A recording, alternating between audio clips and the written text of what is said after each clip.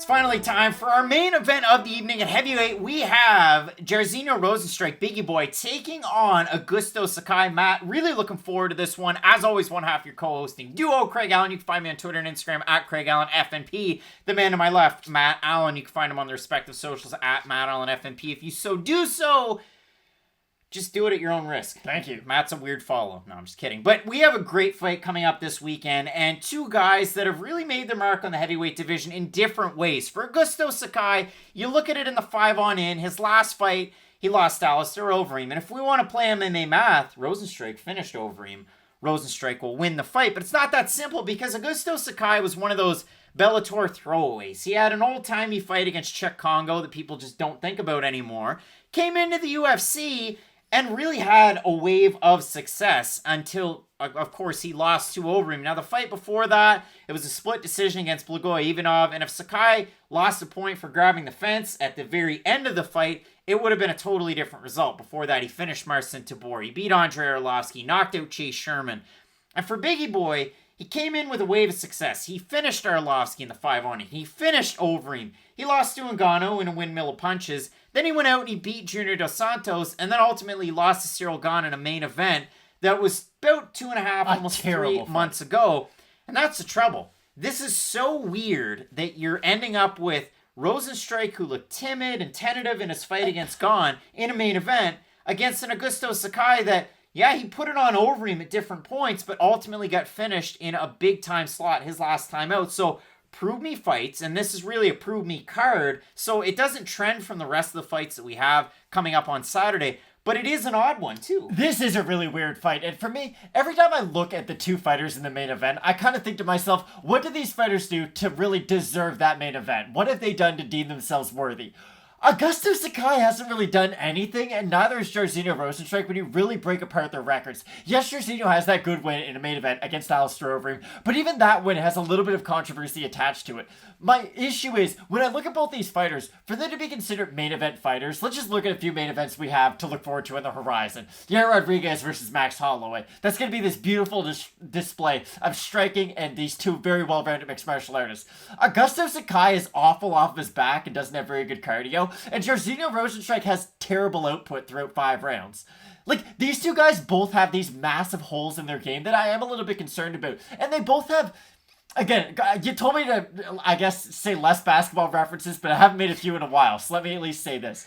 Both of these guys remind me of the Clippers, to where they can both feel like they can turn it on and off at different points in the fight, but I don't feel like either guy's skill are at that level yet. For instance, Derek Lewis is a very good MMA fighter. I know the things that he do, they might be silly, and he might not look like the most refined fighter, but he's still a very good MMA fighter, because when I look at what Derek Lewis can do, he can wrestle, he has good cardio, I know that's a weird thing to say, he has good power, and he can throw a wide variety of strikes. And he has decent output. Like, there's more than just one thing I like about his game. The only thing I like about Jairzinho's game is his counter-striking, and I guess if you want to throw a little side attachment onto it, is when he does move forward, he is a good striker. But my problem with Jairzinho is that, when I mentioned the Clippers, their ability to turn it on and off when they think it's important to or not, Jairzinho will kind of go from, oh, I'm in counter-striking mode, to, oh, I'm the guy moving forward now mode. When he is moving forward, and the Junior Santos fight's the best example, against JDS, he had no respect for the power of JDS at that point anymore. You just kind of tell. He wasn't concerned about walking forward into the power of JDS. And that was weird too, because he was just coming off the knockout loss to Francis, so you would think, okay, if he's going to be tentative in any fight, well, he just got flatlined by probably the scariest man to ever fight in MMA. He's probably going to be a little bit tentative now. But no, because the opponent was a guy who we knew wasn't the most durable, if he was able to land, he'd put him down. You saw, okay, Jairzinho's moving forward, he's putting combinations together, he looks pretty good. But my issue is, then, look at the Cyril Gane fight. Then he's coming off a fight where, okay, I knocked out JDS, I should have a lot of confidence right now. He looked like a shell of himself, and I know he had kind of different takes in that fight, but Cyril Gane didn't even look that good in that fight, if we're being honest. Jairzinho just didn't move forward at all, and it was weird, because it's not like Gane ever hit Jairzinho with a big enough shot where you were like, wow, Jairzinho's really rocked right now, and he got all this confidence from Gane.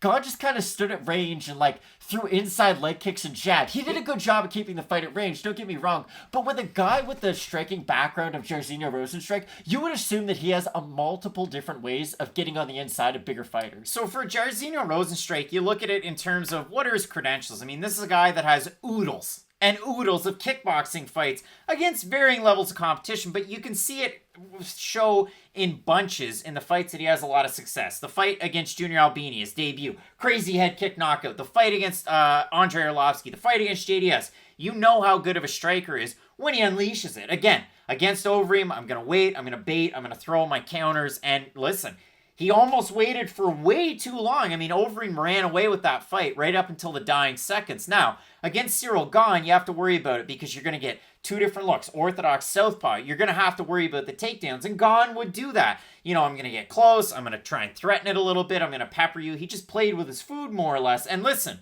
what's more fun?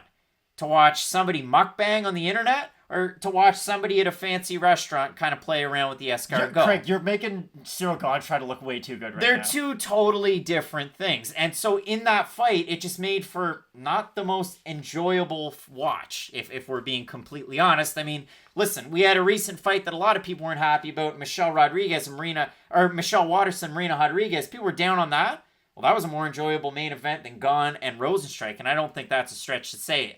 But if you look at it for Augusto Sakai, this is a guy that by and large, so far, and it's been a big enough sample size in the UFC, doesn't really threaten a lot with the takedown. He's a long-rangey striker. So far in his UFC career, he landed one against Chase Sherman, and that's been pretty much it.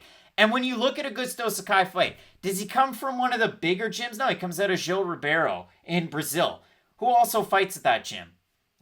Well, not Anderson Silva. We didn't see Charles Oliveira come from that gym. There was a number of fighters. We saw Rogerio Bontorin recently, but, you know, not the biggest names lately anyway. For Augusto Sakai, though, again, really long-rangey striker, and when he has a lot of success, it's pumping out those shots that he's one of those fighters we like at Fight Night Picks because he's got that pop at the end of those punches, and he's a good fighter at moving forward, too. He is good at throwing his combinations as he steps forward. He will kind of shift his hits, not to the extent like you had mentioned with Cyril Gane. Cyril Gane will do a very dramatic, like, oh, I'm completely southpaw, completely orthodox. Sakai does do a good job of throwing in combination as he does switch stances. He is good at I step forward with both hands. The weird thing about Sakai is he does throw kicks really well offensively, but they're really slow. It's one of those weird techniques where it's like, okay, if the opponent gets out of the way of them, there's nothing to worry about. But if he does land it, much like he did against Marcin Tybura, like those kicks are very powerful.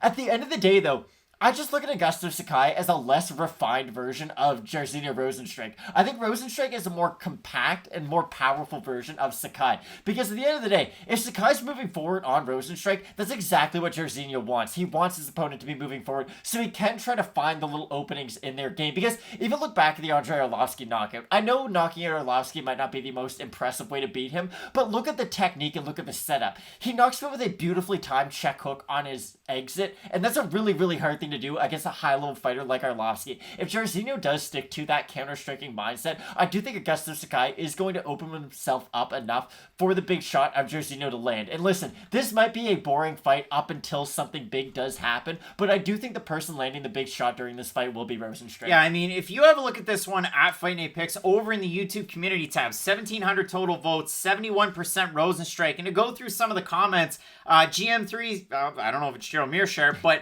main event is all right, but as a whole for Fight Night, it's stacked from top to bottom. Very good matchups. I like that one. Eric Cortez saying Sakai with more significant strikes and output. I see him winning via decision. Rozenstruik waits too much for his opponent to make a mistake, and he's a counter striker, relies heavily on the one-punch knockout. Not enough output to win rounds. And to give another one to friend of the show, Akash Deep, solid fight card. I can't wait. Been dying for some UFC action. I got Jairzinho Rozenstruik in the main event, although I liked Augusto's performance against Overeem, where, again, it was good, and then he got, like, frazzled, and then he got really beat. And that's the weird thing, too.